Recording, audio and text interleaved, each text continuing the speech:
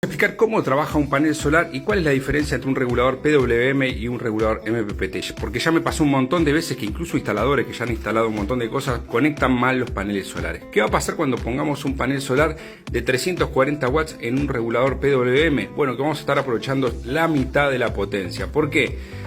El panel varía su tensión y su corriente en función de la impedancia o la resistencia que le produzca el sistema.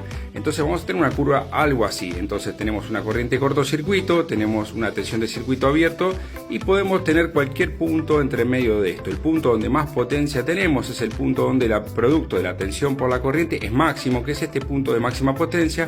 Luego tenemos la corriente de MP o de máxima potencia y la tensión de MP. Lo que va a hacer un regulador MPPT es trabajar ese panel solar en el punto de máxima potencia que, por ejemplo, en un panel de 340 en condiciones ideales sería 35 volt y 9 amperes aproximadamente, y cargar la batería a la tensión que requiera la batería a la máxima corriente que tengamos seteada.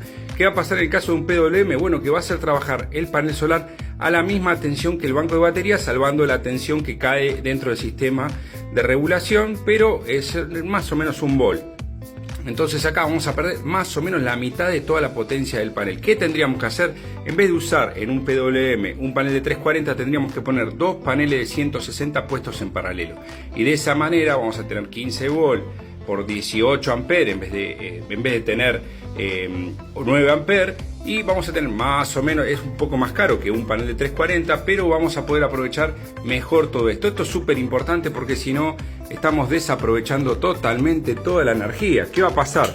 El PWM va a venir a trabajar en este sector de por acá, porque tenemos 15 volt. Entonces tenemos 15 volt y 9 amperes, pero en este lugar de acá tenemos la máxima potencia. Cuando tenemos un panel de 340 tenemos que usar, y una sola batería, tenemos que usar un regulador de tipo PWM, y si no, en su defecto, usar dos paneles de 160 puestos en paralelo, que nos va a dar mucho mejor resultado.